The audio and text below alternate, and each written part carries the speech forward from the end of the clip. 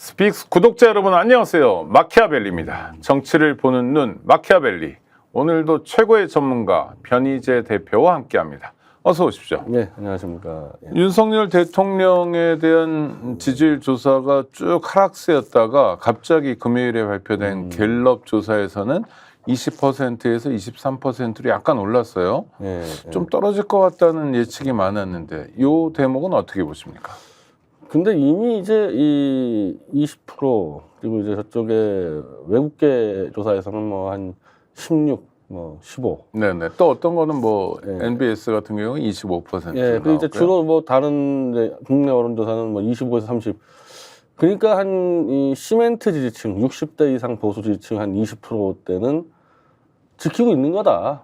그러니까 여기서 더 떨어지니 많이 논의가 뭐 불필요하지 않냐 이거죠. 네네. 그 정도 상태에서 뭐 갑자기 뭐 하나 그냥 뭐 으쌰으쌰 하면 예를 들면 뭐 지금은 뭐 체코 원전 얘기라고 하는 건데 뭐 저는 그거보다는 아마 이 이재명 대표에 대한 지금 이 검찰 구형하고 문재인 대통령 수사가 더 크다고 보는데 그러면 잠시 또 으쌰으쌰 하는 거예요 그냥 그러다가 또 떨어지고 그러는 건데 분명한 거는 지금 이 의료 대란 문제 때문에 가로 60대 이상 노인층의 지지율은 내년까지 계속 떨어진다. 계속. 근데 한 큐에 떨어지지 않는다.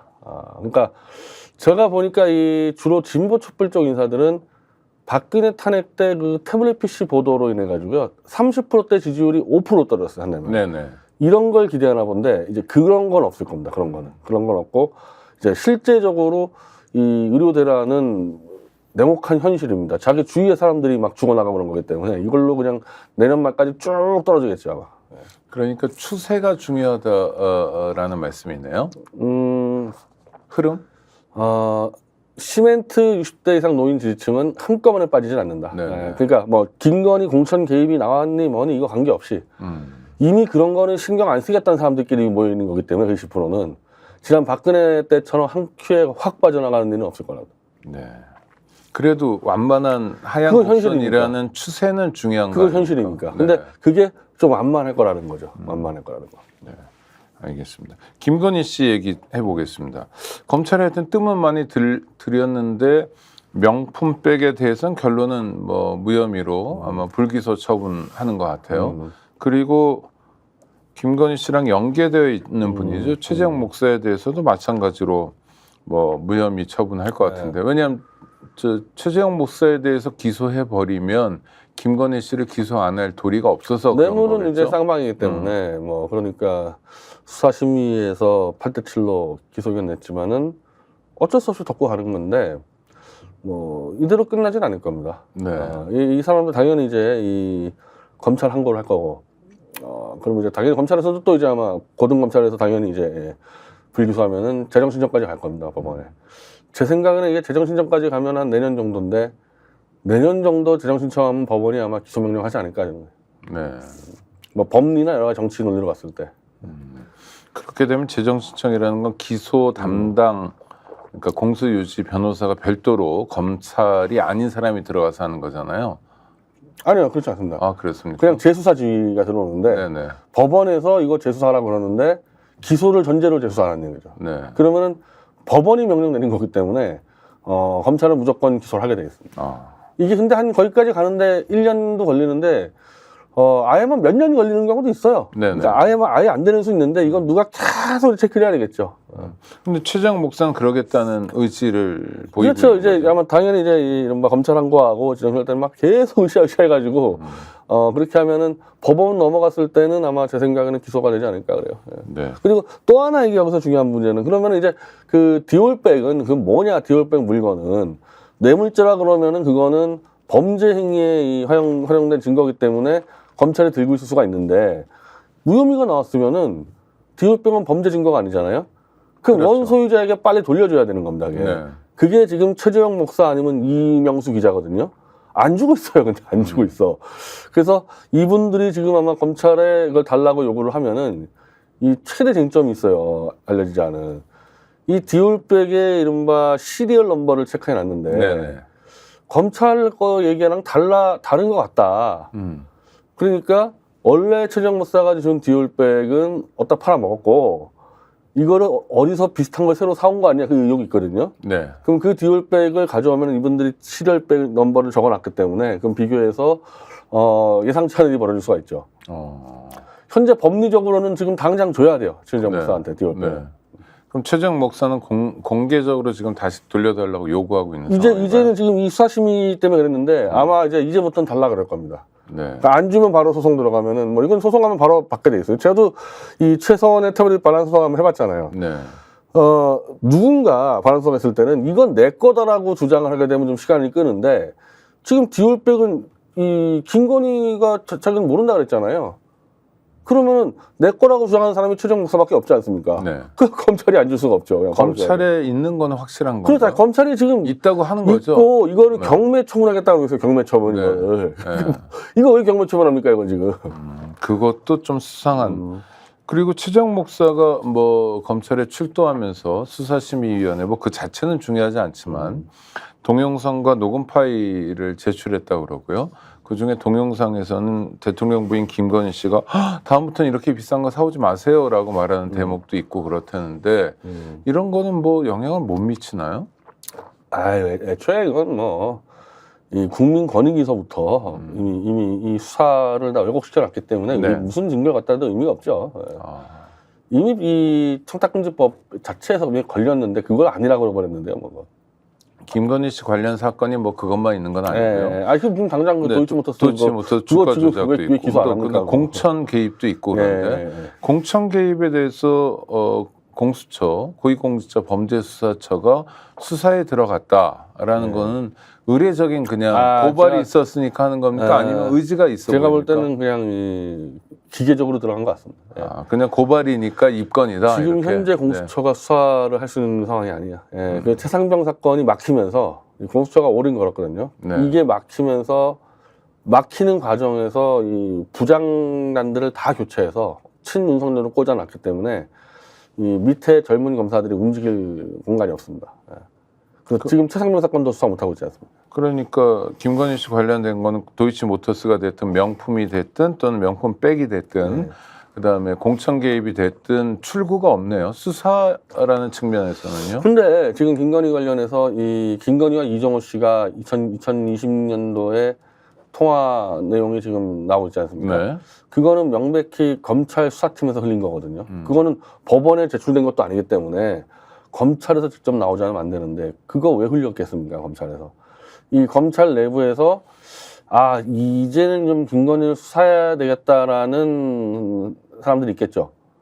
반 윤석열 라인이든지 네. 아니면은 자기들도 윤석열이나 한동훈처럼 한번 해가지고 수사해서 한번 뜨고 싶다는 거든지 그렇기 때문에 지금 문재인 대통령 수사하는 것도 마찬가지거든요. 저는 윤석열의 의도도 있지만은 밑에 있는 검사들이 나도 누구 하나 쳐가지고 뜨고 싶다는 애들 많단 말이야, 검사들이. 네네. 그 부류들이 김건희도 칠 수 있기 때문에 제가 그래서 자꾸 내년 얘기하는 게 이제 내년쯤 가면은 김건희 수사는 검찰에서 칠 수 있는 상황이 될 겁니다.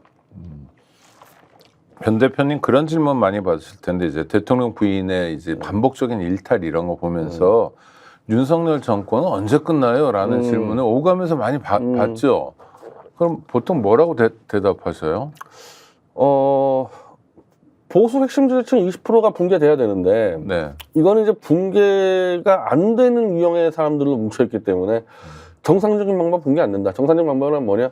김건희에 무슨 비리가 드러나도 이거는 붕괴 안 된다. 근데 의료 대란 문제는 현실이기 때문에 이게 지금 계속 얄팍하게 빠지고 있는 겁니다. 이게 현실적으로. 그래서 지금 이제 이 조갑재, 이 조갑재 대표의 국민행동본부가 조선일보에 이번 주에 윤석열 퇴진 지금 광고를 냈거든요. 네.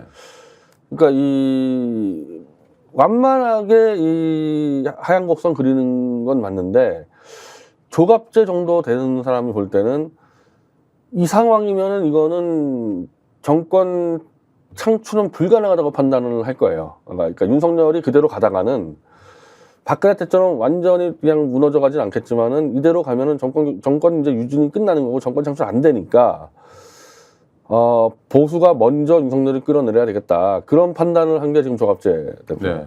그래서 그 광고가 나가지 않았습니까? 네. 그럼 보수 내에서 그런 판단을 하는 사람이 제가 제일 먼저 해서 그런 건데 저뿐이 아니고 정규재라든지 조우석 등등 있어요.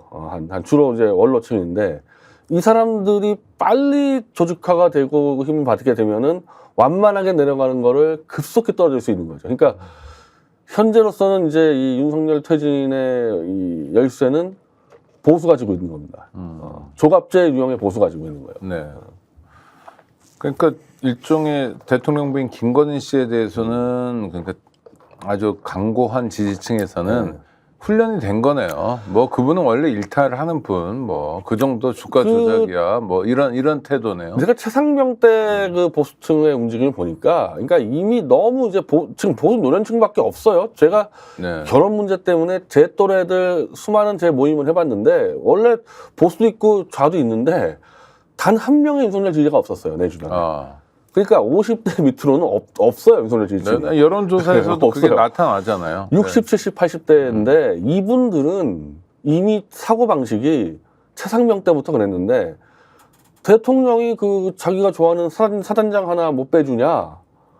그러면 영부인이 좀 그 자기 좋은 사람들 공천도 못하냐? 이런 마인드이기 때문에 여기서 뭐가 더 나와도 이거는 안 움직인다는 거예요. 그 분야에 대해서는. 네.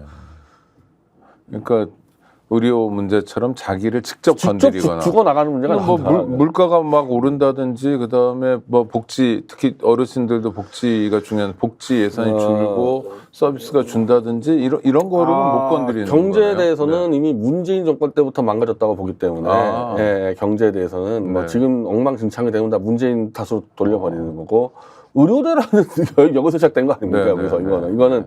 원래 그냥 가만 놔뒀으면 되는 것 갖고 했기 때문에 현재는 의료대란 말고는 보수층 지지가 흩어질 건 없는 거죠. 그러니까 들어보면 어르신들은 생각을 좀 편하게 한다 이런 생각도 드네요. 물론 일부 어르신들이지만 그렇죠. 경제 어려운 거 뭐 옛날에도 어려웠지 뭐 이러면서 끝내버리고. 네. 그게 어찌 보면은 이 보수적 행태 같아요. 민감하게 반응 안 하고 네. 그냥 원래 그러려니. 그러니까 김건희가 저러는 것도 뭐 영부인이 뭐 그 정도도 못해 이런 마인드들 그리고 좀 권력 좀 추종주의 마인드. 네. 그러니까 예전에 박정희 유경수를 약간 아버지 어머니로 생각하는 좀 그런 정서가 있잖아요. 네네. 그 시대 때 이제 네네. 젊었었던 그 시대 젊었던 사람들이 이제 그렇죠. 60, 80년대인데 네. 그러니까 대통령이라는 사람을 우리가 뽑은 우리의 그 대리인 일꾼으로 안 보고 좀 아버지 어머니로 보는 기질들이 있는 것 같아요. 네. 제가 보수층에 지금 특히 김건희에 대해서 얘기하는 거 보면은 뭐 제가 같은 보수라 그래도 이거는 뭐 저하고 전혀 안 맞는. 뭐라고 얘기합니까? 그러니까 어머니라고 얘기해요. 설마? 어머니까지 안 하는데 네. 국모가 뭐 그런 공천 국모. 정도, 국모가 그런 공천 정도도 뭐 못하냐 네. 이런 마인드들이라는 거죠. 실제로 그런 걸 대외적으로 이야기하는 사람도 있습니까? 유튜버들, 보수 유튜버들 뭐 다 그렇죠. 그렇게 얘기합니까? 보수 유튜버들. 예, 알겠습니다. 신기하긴 하네요. 근데 명태균 씨 관련해서 그 김건희 씨 공천 개입 의혹에 대해서도 수사기관이 나서고 있어요. 공천 개입을 수사하는 건 아닌 것 같고 아마 격가지치기 뭐 이런 건가요? 명태균 입을 다물게 하는 수사 같은데 제가 보니까 그러니까 공천 개입이 아니라 명태균과 김영선의 돈거래를 가지고 그걸로 아마 협박을 하든지 구속을 시켜서 명태균, 김영선 입을 다물게 하려는 것 같아요. 네. 의도한 대로 결과가 나올까요? 근데 명태균은 지금 다른 이종호라든지 그런 스타일로 도망가진 않고 네. 더 많이 풀면서 나 건드리면 죽어 좀 이렇게 가고 있거든요. 이게 좀 잠재적 시한폭탄이죠. 네. 아니 그리고 돈 문제 같은 경우에도 뭐 꺼준 돈 받은 건데부터 하고 약간 그 반응이나 멘트가 좀 다르더라고요. 네.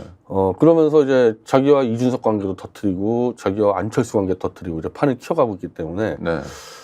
이게 판은 커질 텐데 저는 그래 봐야 이게 터져봐야 이제 우리 국민들은 파악할 텐데 아까 얘기한 그 노인층 20%한테는 큰 영향 안 갈 겁니다. 네.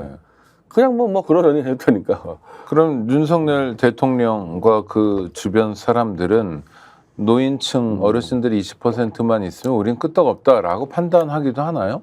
그러니까 이렇게 막 나가는 거 아니겠어요? 그러니까. 아니 그러면 노인층의 지지가 붕괴되는 조짐이 의료 대란인데 네, 있죠. 의료 대란을 서둘러 봉합하거나 또는 해결하거나 할 생각도 없어 보이는. 아니 그러니까 그 해결 방법을 네. 조갑재 대표는 손 떼고 물러나라고 주장을 하는 건데 이 사람들은 그렇게 생각하지 않고 조금만 더 밀어붙이면은 의사들이 백기를 들 거다 이렇게 생각하고 있으니까 아, 새 학기가 시작되면 이를테면 이런 건가요? 어차피 뭐 니네가 그럼 전공의들이 뭐 안 나오면은 간호사로 때우고 뭐 버티고 가다 보면은 의사들이 뭐 100개 들던지 아니면 국민들이 적응하던지 뭐 이렇게 생각하는 거죠. 그래서 이 문제를 푸는 방식을 그냥 이제 막 특수부 검사 시절 때처럼 그냥 뭐 닥치는 대로 수사하고 잡아놓고 이러면 되는 거 아니냐, 이 이상의 마인드가 없으니까. 아니 그래도 그러니까 저 노인 지지층 때문에 지금 정권을 유지하고 있다. OX 하면 O잖아요. 그렇죠? 노인 지지층이 지지난주 여론조사에서 봤듯이 많이 빠졌죠. 많이 빠진다. 네. 그리고 이게 언제 어떻게 더 빠질지 네. 모른다라는 네. 거고, 이게 붕괴되면 정권도 붕괴된다. 그럼 노인 지지층을 붙잡아 놓기 위해서 노력을 해야 될 텐데 네.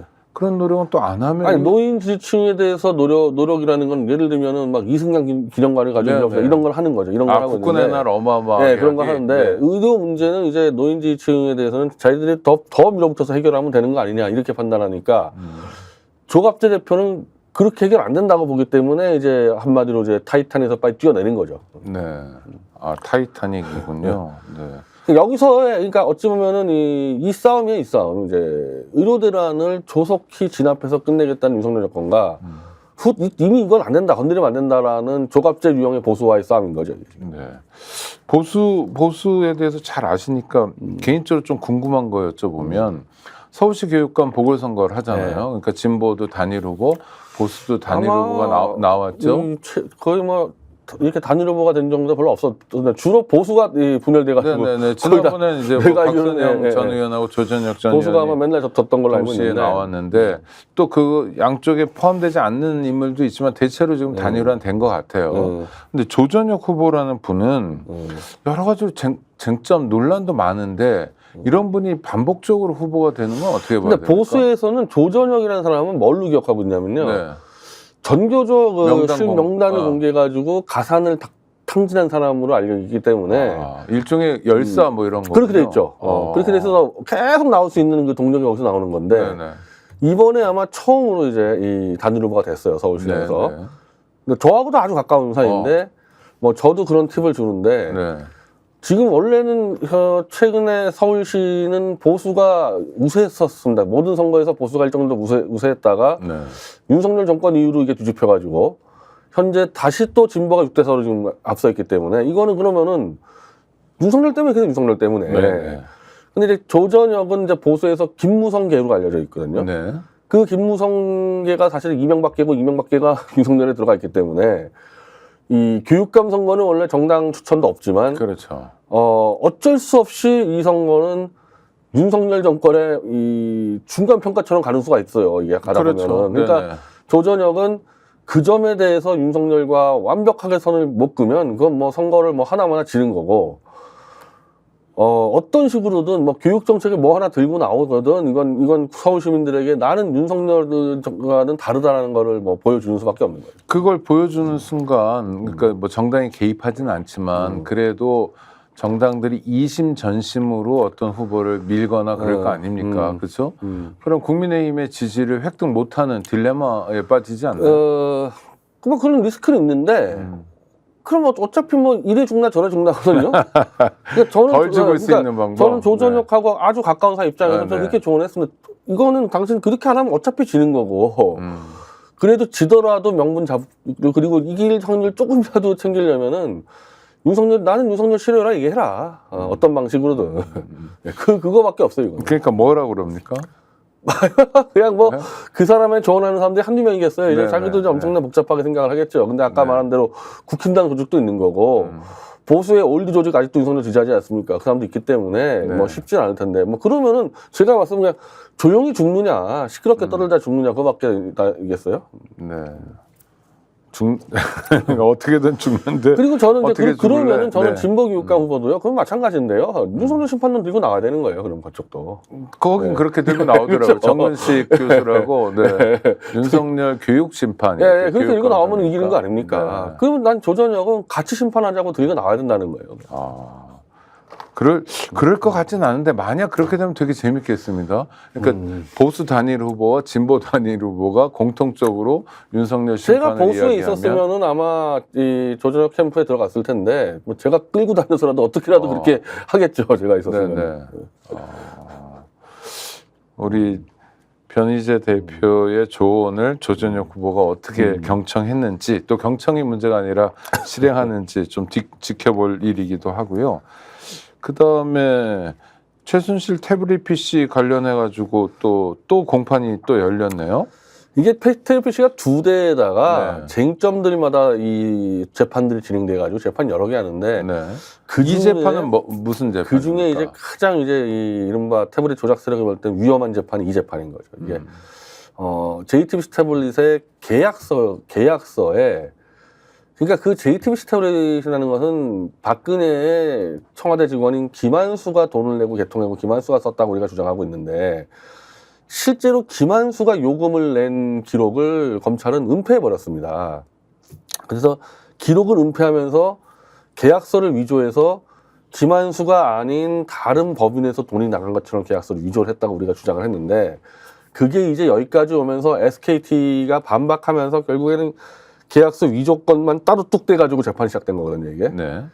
근데 이 필적이, 여기 지금 뭐 나중에 편집할 때 보여주면 딱 알 텐데, SKT가 가져온 그 샘플 계약서에 필적이 김한수랑 똑같은 걸 가져왔어요. 근데 그 이 계약서의 그 원소유자는 윤석 X라는 일반인이고, 필적이 김한수랑 똑같으니까, 이거 제가 복잡해서 제가 더 설명 안 드리는데 지금 쟁점은 그거예요. 재판에서.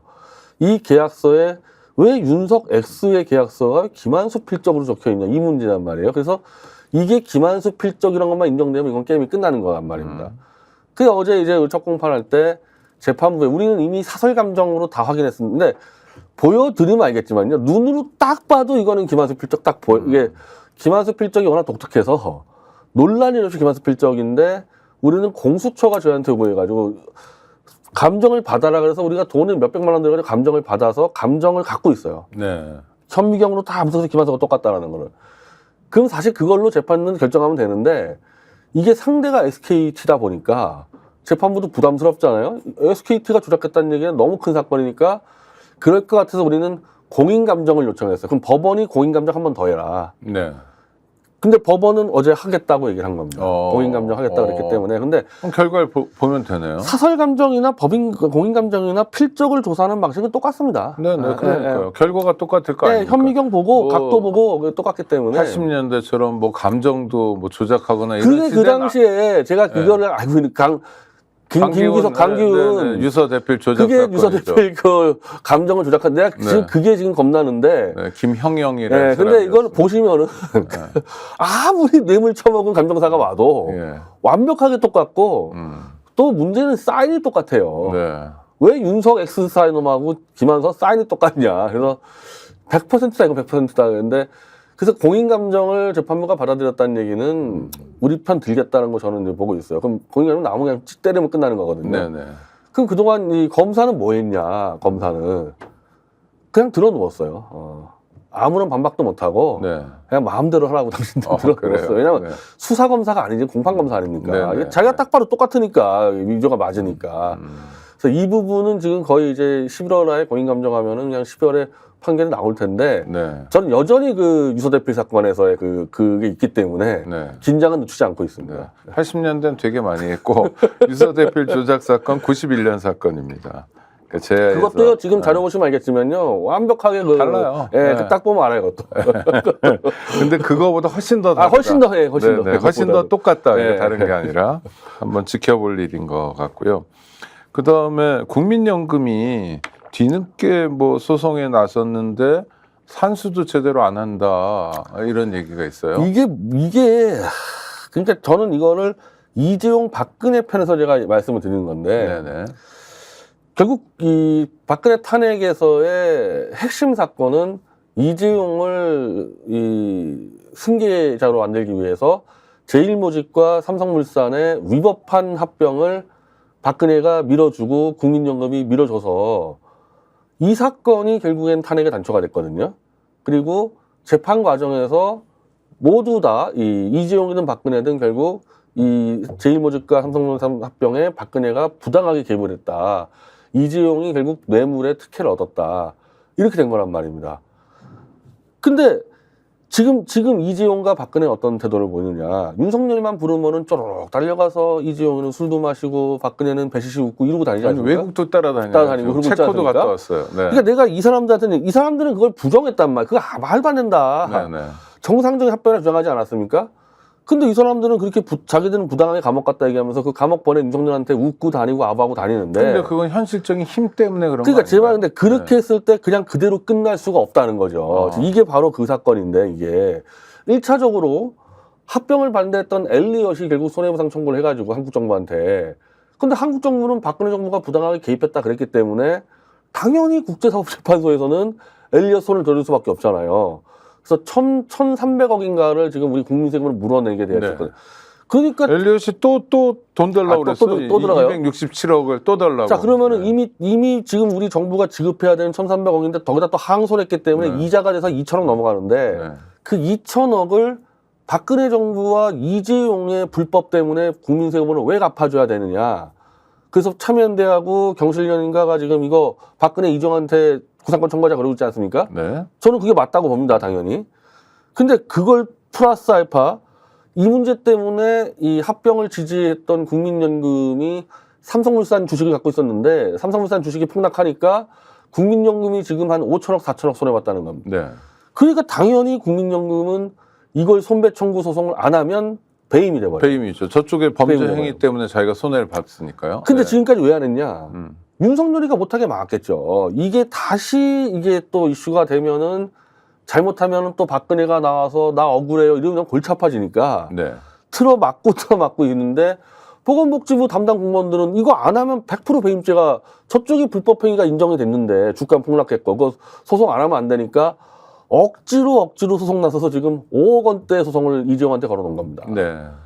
그게 또 이제 야 왜 5억 원이냐 지금 터무니없이 액수가. 손해본 게 5천억 네. 4천억 왜 5억이냐 그러니까 아 이거는 소송의 스타트일 뿐이고 계속 올려가겠습니다는 게 뭡니까 이게 여론 눈치 보면서 올려가겠다는 거고 왜 박근혜 안 걸었냐 그럼 박근혜는 아직까지 공소시효가 남아있다 그러면 이번에 건 거는 이지용하고 장충기 등등 삼성 라인들만 걸었어요 근데 올해 안에 박근혜도 걸 수밖에 없고 이게 5억이 아니라 최소 2천억 3천억이 될 겁니다 이거 그러면은 자기들이 불법 행위를 일단 현재는 그 당시 재판할 때는 아니라고 우겼지만 이지용과 박근혜가 지금 윤석열만 보면 헤헤 웃고 다닌다는 얘기는 윤석열의 구속 기소를 인정했다는 얘기잖아요. 그럼 네. 인정을 한 거 아닙니까 범죄를? 그러면 박근혜하고 이재용이 내야죠 3천억 내야죠.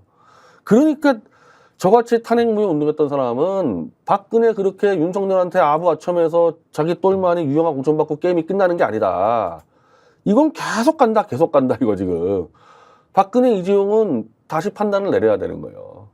네. 들이받고 싸울 건지 아니면 전 재산 모아가지고 국민한테 내놓던지 이대로 끝낼 수 있는 문제가 아니라는 겁니다. 이거. 하여튼 손해에 대해서 누군가는 가름을 분명한 하면 건 좋겠네요. 뭡니까? 분명한 건 뭡니까? 왜냐하면 우리의 노후가 달린 자, 거 아니에요. 국민연금이. 국민 네. 세금과 국민연금은 절대 내면 안 됩니다. 이건 만약에 윤석열의 잘못된 수사라 그러잖아요. 윤석열이가 내야 돼요. 그러면. 하여튼간에 그렇죠. 누구든지 예. 간에 국민 그러니까 입장에서는 손해를 가름해야죠. 국민만 안 내면 되는 겁니다. 그렇죠. 국민만 안 내고 네. 박근혜가 내느냐 윤석열 내느냐 이거만 이재용이 결정하면 내든 우리가 알 바 아니고 셋이서 합해서 내든 그래서 그런 게임이 시작되고 있다. 이렇게 보시는군요. 어떤 경우는 국민 세금 10만 원 나가면 안 되는 거예요. 그럼요. 그래서 그렇게 네. 몰아붙이면 지들끼리 싸우라 이거예요. 지들끼리. 그래서 뭔가 자기들끼리 결론을 내오면 국민 입장에서는 뭐 손해는 아니니까요. 네. 그러니까 예를 들면요. 박근혜 태블릿 조작 다 알고 있습니다. 제가 다 보고서 넣어서. 근데 박근혜라는 사람이 전직 대통령이라는 자가 자기의 개인적 안위와 부를 위해서 범죄를 알고 있는데 은폐시킨 거 아닙니까? 나는 박근혜가 태블릿 조작 범죄를 은폐해 주는 대가로 유용한 공천을 받았다고 보는데 네. 세상살이가 그렇지 않다는 거예요. 그렇게 은폐한다 끝난 문제가 아니 계속 나오잖아요. 알겠습니다. 우리 또 변희재 대표님 지금 뭐 정치 비평의 시간이긴 한데 또 문화 전문가니까 청문회 보면서 좀 의아한 게 있어가지고요. 문화체육관광부 청문회 대한체육회도 그렇고 축구협회도 그렇고 회장을 한 번 하면 연임, 3연임, 4연임까지 하는 비결은 뭡니까? 일단 축구협회 같은 경우에. 근데 사실은 대한체육회 같은 경우는 그런 좀 이권이 게 많았는데 네. 축구협회는 이게 이 정몽규 체제라서 처음 있는 일 같아요. 예전에 네. 뭐 정몽준이 했을 때도 이렇게 시끄럽지 않았고, 그렇죠. 그 전에 정주영 했을 때 했었고, 김우중 했을 때도 이렇게 시끄럽지 않았거든요. 네. 사실은 축구협회 회장은 오히려 돈을 썼었는데 어느 순간에 이제 프로리그 생기고 프로팀 늘어나면서 뭔가 엄청난 이권이 생겼는지 정몽규 체제 와가지고 이제 처음 있는 일이 벌어지고 있죠, 이거. 네. 그러니까 그게 가능한 건 또 왜 그렇습니까? 보통 여론의 질타를 받고 그러면 기업인들이 어디 가서 일종의 봉사활동 차원에서 축구협회든 뭐 이런 걸 하는 거였잖아요. 그동안은. 돈 좀 내라는 의미로. 군사정권의 흔적이기도 한데. 근데 굉장히 뭐 연임에도 연연해야 하고 또 주먹구구식 행정도 좀 우아하고 망가진 건가요, 그냥? 그러니까 축구협회 원래 이제 좀 축구협회는 다른 일반 협회들과 다르게 좀 경쟁이 있긴 있었는데 네. 재벌들끼리 주로 상의했었죠. 그래가지고 김우중이 하던 거를 정몽준이 받을 때도 네. 정주영 회장이 개입해서 아들 좀 줄 때가 주고 이래가지고 재벌들끼리가 정리를 했었는데 어찌 보면 이제 그런 시스템이 무너져서 그럴 수도 있을 것 같아요. 예전 같았으면 위에서 정리해버리는데 네. 그럼 정몽규다 그러면 뭐 예를 들면 뭐 정몽규가 정리해 준다거나 해야 되는 건데 그냥 이제 놔두니까 정몽규가 완전 그냥 이제 이 1인 독재처럼 뭐 그런 식으로 지금 끌고 온 거 아니겠어요? 그러니까 누가 너 나가라 그러고 뭐 내가 대안으로 나오겠다고 하려면은 지금까지 제가 말씀드린 지금까지는 다른 재벌들이 나왔었단 말이에요. 지금까지는 네. 그런 식으로 해결했었는데 이게 어느 순간에 안 되면서 선뜻 이제 그러면 재벌들끼리 싸움 붙으니까 뭐 나올 사람도 없고 뭐 이러니까 정몽규 입장에서는 야 나밖에 없지 않냐 아마 갈 때까지 가보자 지금 이렇게 버티는 것 같아요. 내부의 민주화 이런 것도 전혀 없고요. 그러니까 현역 회장이 출마를 선언하면 언제든지 연임할 수 있는 네. 정도의 표 단속은 다 하고 있다는 거죠. 되겠죠. 아마 뭐 돈들 다 틀어지고 있을 테니까. 네. 그래서 대한체육회도 비슷한 겁니까? 대한체육이랑 다 그건 약간 정치적, 이건 정치적이죠. 그건. 그렇습니까? 네, 그건 거의 정치권하고 완전 깊이 연결돼 있는 거고. 네. 지금 축구협회 문제는 정치하고 좀 다른 문제고요. 대한체육회장도 지금 3연임에 도전한다는 거고 그만두라고 그랬는데 거기는 뭐 진짜 이 대한체육회는 축구협회하고 비교가 안 되는 거대 조직이어가지고. 네네. 네, 그건 정치하고 밀접한 연관이 돼 있습니다. 네. 그건 새로운 또 이권인가요? 정치 권력이죠. 그건. 네.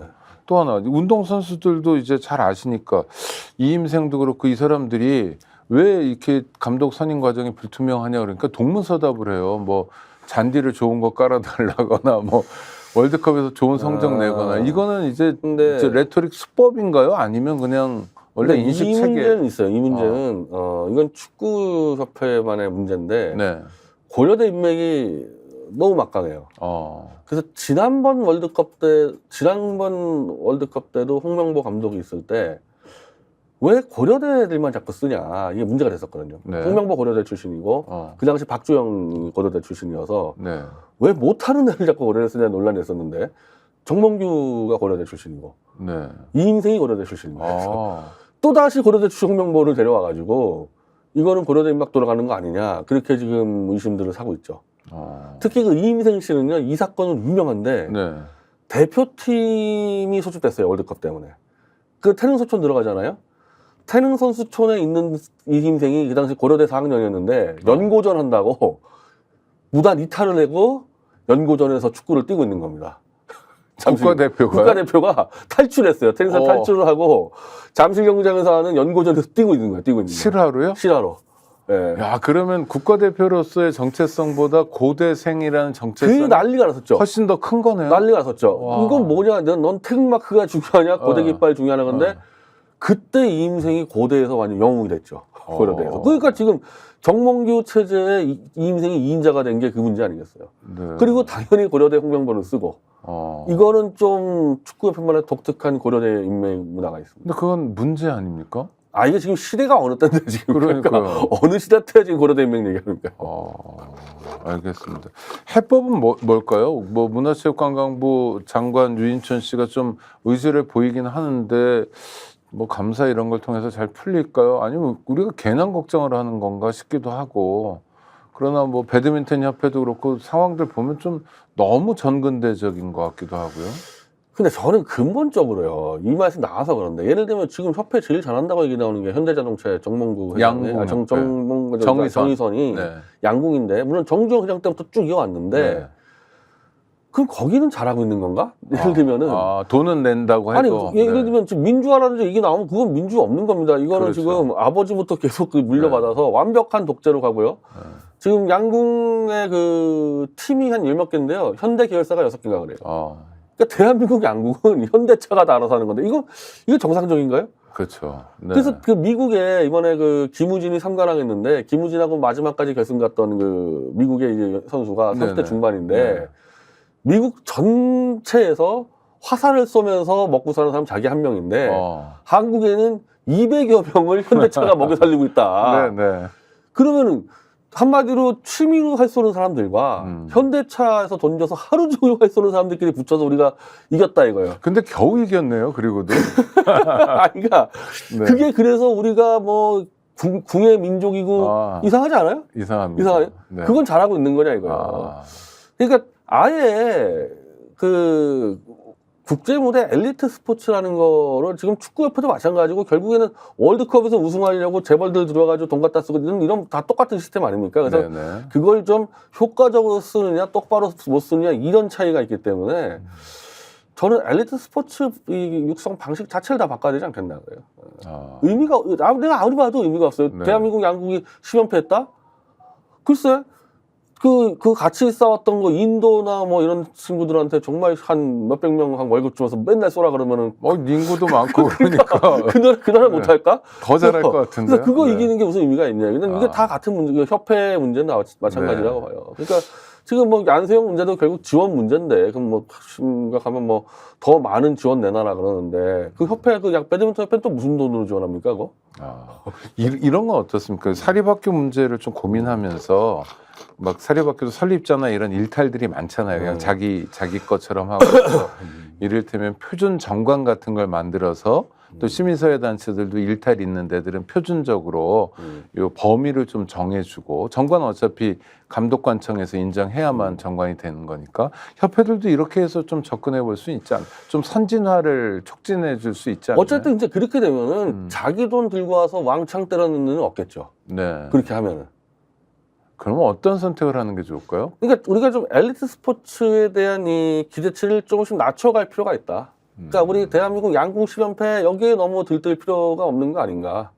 그래서 현재는 스포츠 협회가 지금 두 개는 나눠져 있습니다. 대한 스포츠 협회하고 이 무슨 이제 민간 스포츠 협회가 결국에는 좀 제가 알고 있는 모든 선진국 다 그렇게 합니다. 그 민간은 일반 국민들이 스포츠를 막 하다가 거기서 잘하는 사람들이 생활체육 거기서 잘하는 사람들이 올라가다가 그게 엘리트인데 우리는 이 생활체육 따로 엘리트 따로예요. 네, 그렇죠. 그게 됐잖아요. 이걸 결합시켜 가가지고 자연스럽게 가면은 무슨 재벌이 와서 돈 왕창 뿌려가지고 가는 그런 건 없지 않겠냐는 겁니다.